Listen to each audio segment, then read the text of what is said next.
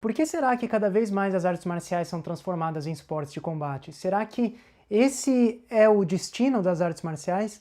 Eu sou Jerônimo Marana, educador em artes marciais, e para o vídeo de hoje eu preparei uma aula explicando o motivo dessa tendência que as artes marciais têm de se transformar em esportes de combate. Acho que muitas pessoas não se perguntam o porquê disso. Lembrando que esse vídeo, essa aula acompanha um artigo que você pode acessar pelo link aqui embaixo na descrição, e todas as referências que eu usar nessa aula e algumas outras vão estar dentro desse artigo. Bom, então vamos começar a nossa aula, tá aqui o título dela, Por que as artes marciais se transformam em esportes de combate, a teoria do processo civilizador e a origem do esporte. Essa aula tem alguns objetivos, o primeiro deles é explicar a origem do esporte, explicar como que o esporte surgiu, e o segundo poder, a partir da explicação da origem do esporte, poder explicar por que as artes marciais tendem a se transformar em esportes de combate. Isso para que as pessoas possam saber como trabalhar com as artes marciais tanto dentro quanto fora da lógica esportiva quando elas quiserem. Por quê? Porque muitas vezes existem pessoas que são contra a transformação das artes marciais em esportes de combate ou da expressão das artes marciais por meio do esporte, mas por não entender muito bem como que é essa lógica esportiva, o que é exatamente o esporte, acabam, mesmo sem querer, trabalhando com a arte marcial dentro da lógica esportiva.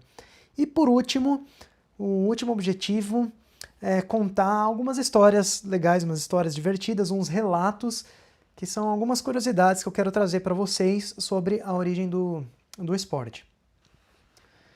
Bom, então o esporte é um fenômeno já muito bem estabelecido na nossa cultura, isso a nível mundial, de forma que as pessoas já tenham como natural, já enxerguem como sendo natural a transformação das práticas corporais, dos diversos tipos de atividade física em esporte. As pessoas estão acostumadas a enxergar as coisas dessa forma, as atividades físicas dessa forma, como sendo em esporte, muitas vezes mesmo quando não são. Então, muita gente acredita que todo tipo de atividade física é esporte quando não é. Então, por isso, acabam não se perguntando por que as artes marciais se transformam em esportes. E a gente vai buscar essa resposta na teoria do processo civilizador. O processo civilizador, essa teoria, ela foi escrita por um sociólogo alemão chamado Norbert Elias, no século XX, ele lançou essa teoria num livro de 1970, se eu não me engano, um livro de 2 volumes que é chamado O Processo Civilizador. Ele explica nesse livro o contexto em que surgiu o esporte a partir do século XVIII. Na verdade, a teoria do processo civilizador, o livro, a teoria do Norbert Elias, não fala só do esporte. Na verdade, o esporte está dentro desse processo. Então, o esporte é estudado a partir, dentro de uma teoria mais ampla, de uma teoria bem maior. E mais para frente a gente vai entender o motivo da hegemonia do esporte sobre outras formas de prática, de atividade física. Porque o esporte é o que mais aparece, é o que está aí na televisão, então a forma de prática de atividade física, de prática corporal hegemônica na cultura contemporânea. E aí a gente vai entender também a relação do futebol e do rugby com as artes marciais, que é uma relação distante, não é uma relação direta, mas existe porque está na origem dos esportes. Então a primeira coisa que a gente precisa entender é o conceito de civilizado. O que é civilizado? Civilizado vem do francês civilité. Esse termo tem herança do cristianismo romano, e o significado de civilité foi construído na época das cruzadas. Civilité vem do latim civilitas, ou civilitas, eu não sei como pronuncia, que significa cortesia e sociabilidade. Civilité, então, era o termo utilizado pela aristocracia inglesa, francesa e alemã para descrever o seu próprio comportamento e se diferenciar das demais classes. Então, eles diziam que eles estavam distantes do estado de barbárie e até do estado selvagem que eles atribuíam a diversos povos, especialmente na África, na América, os povos indígenas, os aborígenes que eram selvagens. Então, a nobreza utilizava esse termo para se diferenciar desses povos e também dos povos do seu próprio país, mas que estavam, segundo eles, no estágio de barbárie, que eram as outras camadas, as outras classes sociais. Então a nobreza se julgava superior por ser civilizada. E ser civilizado dizia respeito às normas de etiqueta da nobreza, da aristocracia. Esse termo, o termo civilizado, ele é eurocêntrico desde a origem. E durante a expansão europeia, os europeus se julgavam com a missão de levar o comportamento civilizado para os povos bárbaros e selvagens das colônias. E que povos eram esses? Os povos da América, da África, da Oceania e da Ásia.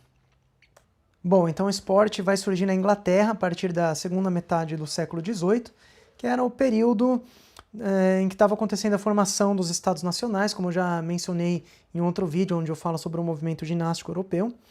Então, ao passo que estava acontecendo o movimento esportivo na Inglaterra, na parte continental da Europa estava acontecendo o movimento ginástico. O esporte é consequência e é parte do processo civilizador. Ele é chamado de esporte moderno por alguns autores que acreditam que o esporte sempre existiu, desde a antiguidade em diversos povos. Isso porque eles levam em conta uma característica em comum ao esporte e aos jogos populares que vieram antes do esporte. E essa característica em comum é o jogo.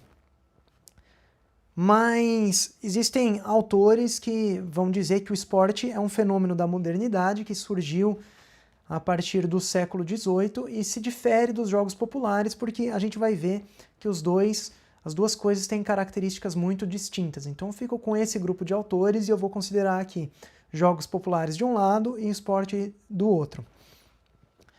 Então o esporte surge a partir de uma mudança na organização social inglesa, onde houve a nacionalização dos comportamentos da aristocracia e também a emergência de um novo tipo de economia que levou a uma ocupação diferente do espaço, e isso impossibilitou os jogos populares de serem jogados como eles eram jogados antes. E esses jogos eram formas embrionárias do futebol moderno, que eram chamados de futebol, ou mesmo futebol mesmo. Só que naquela época o futebol não era um único jogo, mas sim uma classe, uma categoria de jogos populares. E esses jogos eles são definidos por Dunning e Curry, 2006. Depois todas as referências que aparecerem nessa apresentação dessa aula vão estar no meu artigo, que você pode acessar depois. Mas então esses autores, eles definem os jogos como formas de jogos de combate intergrupais que se assemelhavam mais a lutas reais. Então agora o pessoal que gosta de arte marcial vai passar a gostar de esporte coletivo, né? Porque esses jogos se assemelhavam a combates reais. Então, existe um relato muito interessante de uma partida de hurling, que era uma dessas formas de futebol, um relato do século XVII, que diz que uma partida de hurling era quase sempre organizada pela nobreza, e o objetivo era levar a bola pela força ou pela destreza ao gol do próprio lado, usando as palavras desses mesmos autores. E onde que eram os gols? Os gols eram as casas dos jogadores, ou duas vilas ou cidades que ficavam aproximadamente entre 4 e 6 quilômetros de distância. Então agora eu vou ler esse relato para que você tenha uma ideia de como que eram esses jogos, porque vale a pena. Todo aquele que apreender a bola se encontrará geralmente perseguido pelo time adversário. Eles não deixarão até que esteja derrubado nesta terra de Deus. E uma vez caído, desabilitado para deter a bola, a jogará aos de seu time, ao mais distante, que deverá fugir de qualquer maneira. Os hurlers, jogadores do hurling, abrem caminho por montes escarpados, vales, várzeas, muros, arbustos, lamaçais, atoleiros ou qualquer obstáculo, de modo que algumas vezes pode-se vê-los em grupos de 20 ou 30 lutando na água, engalfinhando-se pela bola. Um jogo altamente rude e áspero, e como não seja destituído de regras e planos de ação, de alguma maneira assemelham-se aos feitos de guerra. Há cavaleiros bem colocados de um ou outro lado, prontos para se afastarem com a bola se puderem recuperar. Mas nenhum cavalga longe o suficientemente rápido sem certamente encontrar na esquina de algum muro, sob uma ponte ou escondido na água, aquele que o busca. E se sua boa sorte não o guarda, ele pagará o preço pelo roubo com sua queda e a de seu cavalo. A bola neste jogo pode ser comparada a um espírito infernal. Quem quer que a agarre tentará fugir como um homem enlouquecido, brigando e lutando com aqueles que o queiram capturar. E logo lhe tomarão a bola e ele resignará sua loucura em favor do receptor, e recuperará a paz de antes. Não posso resolver se devo elogiar o jogo pela hombridade e exercício, ou condená-lo pelo tumulto e danos que provoca, uma vez que produz corpos fortes, firmes e ágeis, e põe a coragem necessária em seus corações para encontrar o inimigo cara a cara, mas é acompanhado por muitos perigos, alguns que derrubam os jogadores. Prova disso é que quando termina o jogo pode-se vê-los repousando em casa como vítimas de uma batalha, com cabeças ensanguentadas, ossos quebrados e fora do lugar, e machucados que servirão para lhes encurtar os dias. Imagina como que devia esse jogo, a pancadaria que não devia ser. Praticamente não tinha limites, você podia ficar escondido debaixo da ponte, dentro da água, onde quer que fosse. Imagina o tanto de pancada que esse pessoal não trocava para chegar no final do jogo arrebentado desse jeito. Não tinha igualdade numérica entre as equipes, uma equipe podia ter muito mais jogador do que os outros.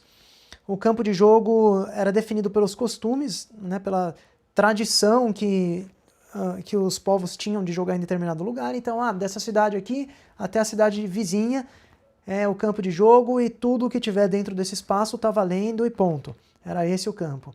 Existia uma organização rudimentar que tinha raízes militares, que se via no posicionamento dos jogadores. Tinha jogadores posicionados em determinados locais, assim como o exército, e isso influenciou.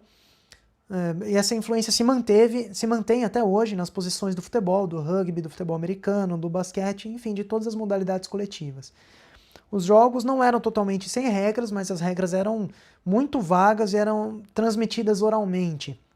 Não tinha regra escrita nessa época e também não existia árbitro para falar o que pode, o que não pode, quem está expulso, quem fez falta, quem não fez, quando foi gol, quando não foi. Em Llanwnog, uma paróquia ao sul de Lampeter, os habitantes eram divididos em Bros e Blenas para um jogo de futebol. Os Bros ocupavam a terra elevada da paróquia, apelidada de Paddy Bros, por uma tradição dos descendentes de irlandeses. Os Blenas ocupavam as planícies e presume-se que eram britânicos de raça pura. O jogo começava ao redor do meio-dia, então todos os Bros e Blenas, ricos, pobres, homens e mulheres, reuniam-se na estrada que dividia o planalto da planície. A bola era jogada ao ar e quando caía, Bros e Blenas disputavam sua possessão. Um quarto de hora frequentemente decorria antes que alguém conseguisse sair com ela do amontoado de gente. Imagina só a treta, né? 15 minutos só para conseguir sair do bolo de gente com a bola. Então, se um Bros pudesse levar a bola ao planalto, eles ganhariam. Os Blenas seriam bem-sucedidos se conseguissem levar a bola para a sua extremidade da paróquia.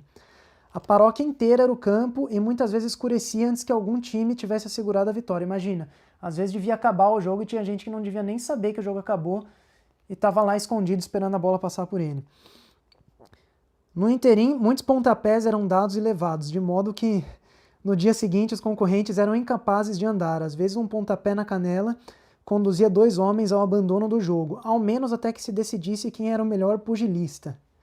A arte do futebol dos velhos dias parece ter sido reduzida a jogar para alcançar o gol. Uma vez que o gol era alcançado, a vitória era celebrada com gritos e tiros ao ar, e a cidade não se perturbava novamente até o Natal seguinte. Cara, imagina, só imagina um jogo desse tipo.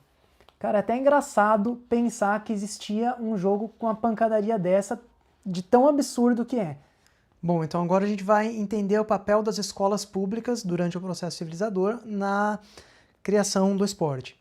Então, o processo civilizador foi responsável por tornar a sociedade menos violenta, isso por conta de 3 fatores. O primeiro, a nacionalização do comportamento da nobreza, que começou primeiro com a burguesia, e depois as outras classes foram também adotar os comportamentos da aristocracia. O segundo fator foi o monopólio da violência pelo Estado. Então a gente estava na época da criação dos estados nacionais. Então o poder passou a ser centralizado e o exército passou a pertencer ao Estado. Os exércitos que antes eram particulares passaram a pertencer ao Estado e também houve a formação de novas forças policiais. Então, a partir desse momento, o Estado detém o monopólio da violência, só o Estado pode ser violento, digamos assim, e então o Estado passa a ter um controle social, mecanismos de controle social muito mais eficientes do que antes. E o terceiro fator é a emergência da economia capitalista, porque a partir da Revolução Industrial houve um aumento da população urbana, as pessoas se deslocavam para as cidades para poder trabalhar nas fábricas e isso levou a uma mudança na ocupação do espaço.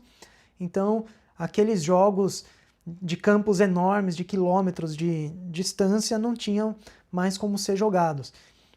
Então, os jogos se tornaram incompatíveis com esse novo modelo de sociedade que estava surgindo e caíram em desuso a partir de 1800. Então, eles foram sobreviver dentro das escolas públicas, que foi onde, inclusive, começaram a ser escritas as regras dos jogos. Então, as escolas públicas começam o processo de criação do esporte.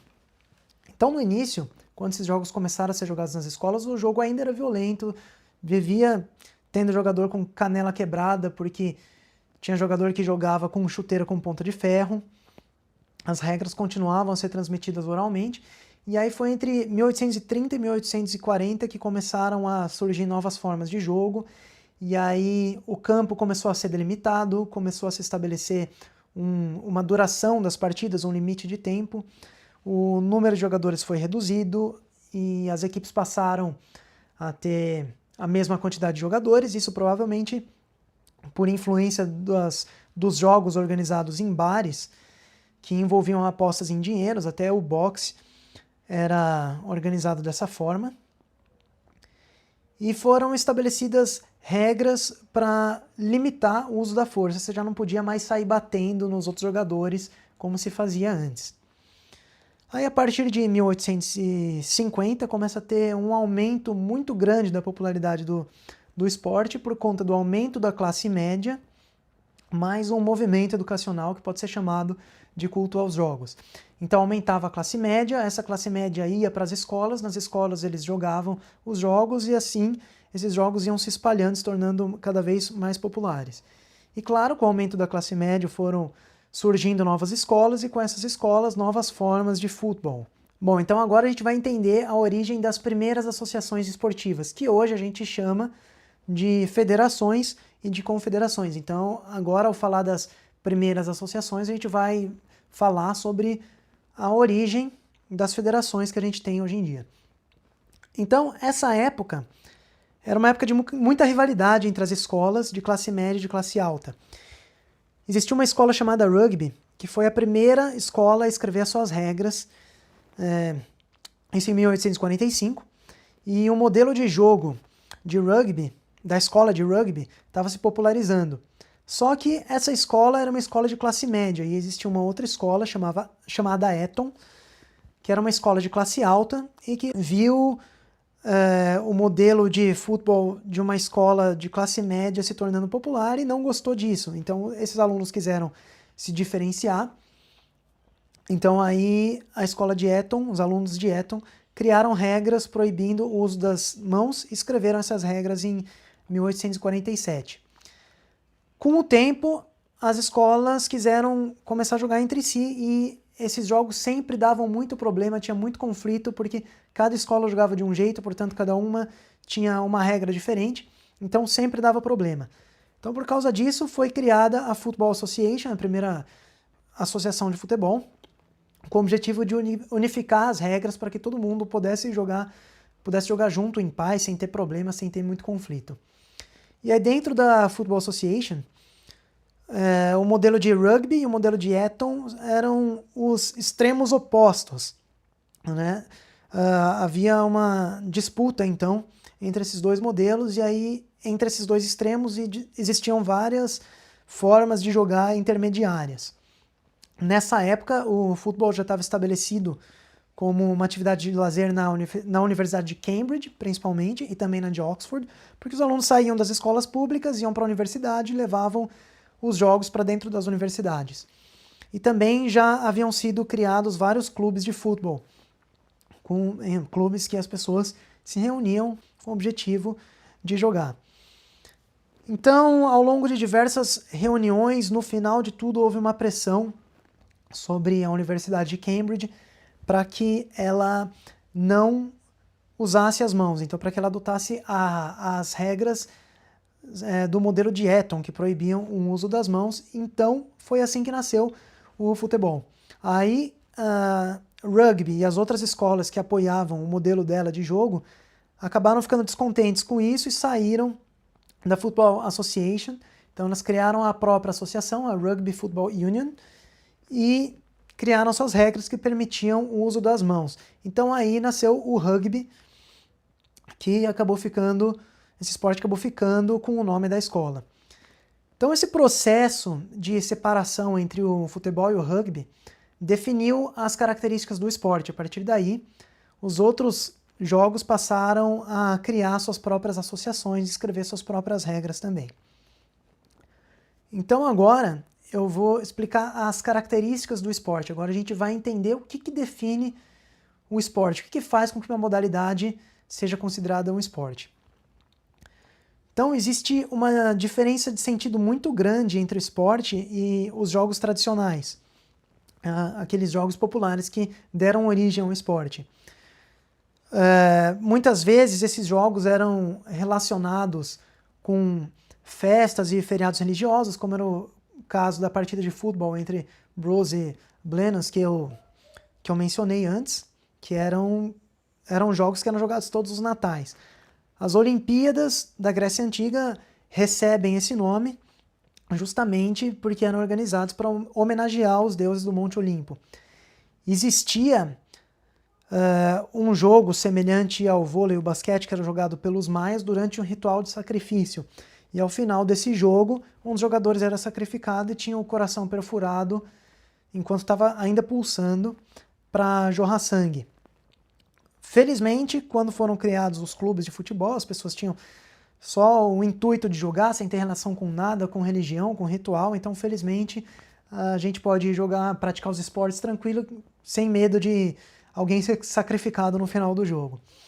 De acordo com um autor chamado Walter Brast, em um livro que ele publicou em 2005, o esporte é definido por 5 características, que são a competição, o rendimento físico e técnico, o recorde, a racionalização e a cientifização do treinamento. Só que nesse mesmo livro, ele cita um outro autor chamado Gutmann, eu acho que é Alan Gutmann, que em 1979 ele descreveu o esporte como tendo 7 características. Eu prefiro a definição do Gutmann, então eu vou falar quais são cada uma dessas características e vou dar uma breve explicação sobre cada uma delas. Então a primeira característica é a secularização, que foi o que eu acabei de mencionar, que é o fato do esporte não ter relação com rituais e com religião. A igualdade de chances é a segunda característica, e nela entra a igualdade numérica entre as equipes, a igualdade numérica em cima do ringue, você sempre tem um lutador lutando contra um, você tem divisões, no caso dos esportes de combate, por idade, por peso. Em todos os esportes, praticamente, se divide masculino e feminino. Então, com a igualdade de chance, se procura criar as mesmas condições para todo mundo. Se procura dar as mesmas chances para todo mundo vencer. A especialização dos papéis é a terceira característica. E isso significa se especializar em uma única modalidade, isso especialmente no esporte de alto rendimento. Então, você compete por uma única modalidade. Quem é atleta de futebol e ponto. Quem é atleta de sandá e ponto. E por aí vai. Também, cada atleta vai se especializar em uma função. Então, no futebol, no basquete, cada jogador tem a sua posição e se especializa, se torna especialista nela. Quem é goleiro e acabou. É especialista nisso. Quem é atacante e vai ser especializado nessa função. É a mesma coisa no caso do Wushu. Vou usar o Wushu como exemplo.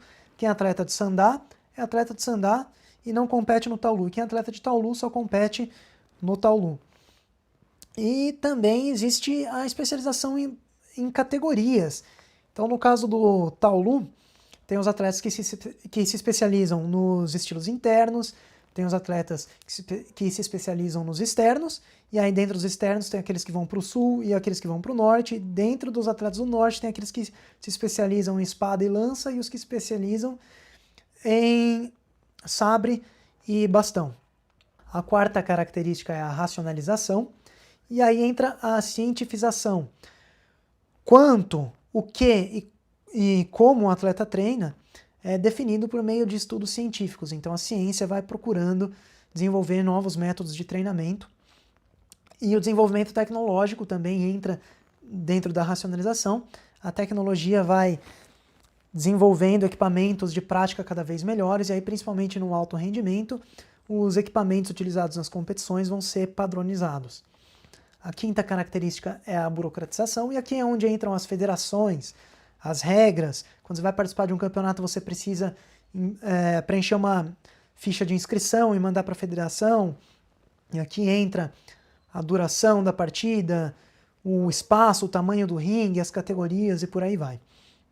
A quantificação é a sexta característica, onde você procura ter o maior rendimento possível, atingir os melhores resultados, correr atrás dos resultados do primeiro lugar. É sempre isso que os patrocinadores querem, que as federações querem e que as equipes querem. Sempre os atletas são cobrados de atingir os melhores resultados. E aí entram as estatísticas também. Quando você assiste um jogo de futebol americano, um jogo da NBA, você vê os narradores falando das estatísticas da equipe, das estatísticas dos jogadores, das estatísticas do jogo. E a última característica é a busca do recorde. Quem atinge a melhor marca, o menor tempo, quem salta mais longe, quem salta mais alto, quem detém o maior número de títulos de uma determinada competição, e por aí vai. Bom, então agora a gente vai finalmente falar da esportivização das artes marciais, do como e por que as artes marciais têm essa tendência de serem transformadas em esportes de combate. Então, para isso, a gente vai retornar rapidinho para o conceito de civilizado. Civilizada era como a aristocracia se via em relação às demais classes, mas com o tempo o comportamento da aristocracia foi nacionalizado e acabou se tornando o comportamento padrão do europeu. Então, a partir daí, civilizado é como os europeus se enxergam em relação aos demais povos. Os europeus se enxergam superiores em relação aos outros povos por conta do comportamento civilizado. Então, a expansão europeia impôs o comportamento civilizado para as colônias europeias na Ásia, e a partir das colônias para outros lugares, ou também para países que não eram colônia europeia, mas que tinham relações, como era o caso do Japão. Então, os asiáticos começam a adotar costumes e comportamentos europeus, os conhecimentos, os novos conhecimentos vindos da Europa começam a se infiltrar na Ásia. E aí, como a arte marcial já não era capaz de conter o domínio europeu por conta das armas de fogo, a arte marcial passou a perder o significado que ela tinha antes e passou a ter novos significados. É aí que ela recebe influência da ginástica sueca e do esporte. Inclusive, o esporte é um fenômeno tão influente que até mesmo a ginástica sofreu influência. Então, hoje a gente tem diversas formas de ginástica como esporte, competições esportivas de ginástica. E aí chega o fenômeno que é a espetacularização do esporte, que coloca uma pressão cada vez maior no sentido da esportivização das artes marciais. Mas não é uma pressão no sentido de alguém chegar e falar, você tem que transformar isso aí em esporte, não é isso. Na verdade, isso acontece a partir da globalização, ali no pós-Segunda Guerra, em que o esporte se torna uma maneira, uma forma de o asiático se inserir no mercado, de ele se expor e de se colocar dentro da economia capitalista. O esporte, na verdade, ele possui características do modo de produção capitalista, que é a igualdade de chances, que é um ideal do liberalismo, né, a concorrência justa, o jogo justo, a especialização dos papéis. Você vai numa empresa, todo funcionário da empresa tem a sua função bem definida. Racionalização, burocratização, a quantificação, né, obter o máximo de resultados, tudo isso são características do modo de produção capitalista. Então, junto com isso, vem os meios de comunicação de massa, né, o surgimento da televisão, do rádio, hoje em dia da internet, que permite que o esporte seja veiculado para um número cada vez maior de pessoas. Então, a partir daí, a indústria do entretenimento começa a enxergar no esporte um potencial lucrativo muito grande, porque você tem os consumidores do esporte, as pessoas que têm o esporte como lazer, tanto na forma de tanto como espectadores, né, as pessoas que assistem o esporte pela TV, ou que pagam para ir a um estádio assistir um jogo, as pessoas que praticam o esporte como uma forma de lazer. E do outro lado você tem os profissionais do esporte, os atletas que são pagos para isso, vivem disso, que são, digamos, os funcionários do esporte. Então aí o esporte é transformado numa mercadoria, num produto que pode ser chamado de esporte e espetáculo, que é o esporte de alto rendimento. Então, várias modalidades vão, ao longo do tempo, modificando as suas regras para se adequar ao formato televisivo. Isso tem o objetivo de tornar o espetáculo mais atrativo para o público, assim mais pessoas vão querer assistir os jogos, vão querer assistir as lutas, e aí você expõe mais os patrocinadores, seja pela televisão ou seja ali no estádio. Então o esporte se torna mais lucrativo, assim atrai mais patrocinadores. Então tanto a mídia quanto os patrocinadores pressionam os esportes a mudarem as suas regras para que se torne mais atrativo e para que se possa lucrar mais em cima do esporte. O Wushu é um ótimo exemplo porque ele vem tentando se tornar um esporte olímpico e para isso ele vem alterando as suas regras constantemente, porque ele precisa se tornar mais atrativo para que ele possa ter chance de entrar no programa olímpico, para que os patrocinadores vejam um potencial lucrativo nele, porque, querendo ou não, as Olimpíadas, os Jogos Olímpicos, é um grande negócio. O MMA é um outro exemplo, porque o MMA só tem a popularidade que é hoje porque ele modificou as suas regras ao longo do tempo. Muita coisa que era permitido fazer antes, hoje em dia já não é mais. As regras antigas, quase sem regras, né, do MMA, afastava muita gente, o MMA era muito mal visto, e aí ele foi modificando suas regras, incluiu as luvas, e hoje em dia o alcance do MMA é gigantesco, ele também é um produto muito lucrativo, assim como as Olimpíadas, como a NFL, que é a Liga de Futebol Americano dos Estados Unidos, a NBA, como o boxe, e por aí vai. Bom, por conta da espetacularização, o esporte acaba se tornando a manifestação hegemônica do que a gente chama cultura corporal de movimento, que envolve não só esporte, mas o esporte, dança, jogo, luta. Então, o alto rendimento acaba servindo de modelo para outras formas de prática. As pessoas são expostas constantemente ao esporte de alto rendimento, que acabam nas suas atividades esportivas de lazer, usando o esporte de alto rendimento como modelo. Isso, na verdade, não é necessário. Não é que o esporte de alto rendimento é o melhor, então por isso você precisa praticar assim. Mas é mais uma coisa que as pessoas estão tão acostumadas a ver que elas acham, talvez até inconscientemente, que o esporte de alto rendimento é a forma legítima de prática, ao invés de criar outras formas de se jogar o futebol, por exemplo, ou outras formas de praticar a luta.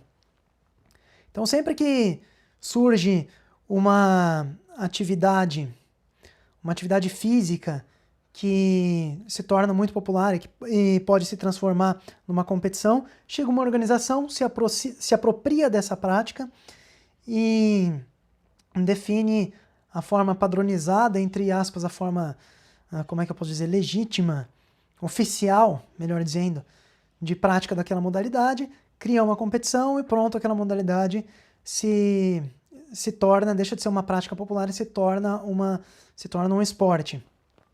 2 exemplos disso são o parkour e o crossfit. Hoje em dia, esse processo acontece cada vez mais rápido. Então, o parkour é uma modalidade que não existe nem há 30 anos, o CrossFit é mais recente ainda, e as duas já foram transformadas em competição. Já existe federação e já existem campeonatos de parkour, campeonatos de CrossFit. Recentemente eu liguei a televisão e vi que estava passando na televisão um campeonato de CrossFit.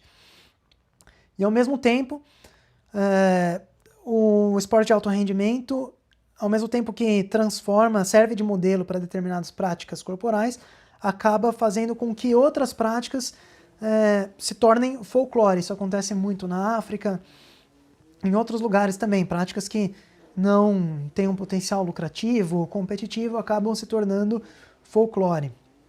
Mas eu particularmente não acredito que tudo deva ser transformado em esporte. Eu sou, de certa forma, contra a esportivização de tudo, né? Porque a prática popular é importante. Você não precisa fazer tudo do jeito que é feito no esporte. Não significa que você não possa transformar uma arte marcial em um esporte de combate, por exemplo, ou em ter uma manifestação esportiva da arte marcial. Mas você não precisa praticar a luta somente dessa forma. Você pode praticar de outras formas. Então, por isso eu acredito que a prática popular é importante e nem tudo precisa ser esportivizado. Então, para fechar essa aula, vou resumir aqui o processo civilizador como um processo de controle dos impulsos, controle das nossas estruturas emocionais, que acaba resultando num controle da violência. Então o esporte ele surge como uma consequência do processo civilizador e ele serve como uma válvula de escape do autocontrole imposto pelo processo civilizador. Porque as pessoas buscam no esporte vivenciar emoções fortes e a liberdade de poder expressar essas emoções. Então o esporte serve para reduzir a diminuição da violência na sociedade dessa forma, porque você não pode sair chutando as pessoas na rua, mas dentro do esporte você pode, de certa forma. É muito comum, quando você vê num jogo de futebol, os torcedores xingando o atleta, xingando o juiz. Dentro do esporte, isso é normal. Não vou entrar no juízo aqui de se isso é ruim ou se isso é bom, isso pode ser um assunto para um outro momento, mas dentro do esporte isso é normal. Então se você não pode sair batendo nas pessoas na rua, você não pode sair trocando soco e chute com as pessoas na rua, no ringue você pode. Claro, dentro de um certo limite imposto pelas regras em que todo mundo está de acordo. Só que acontece que o processo civilizador ainda não terminou.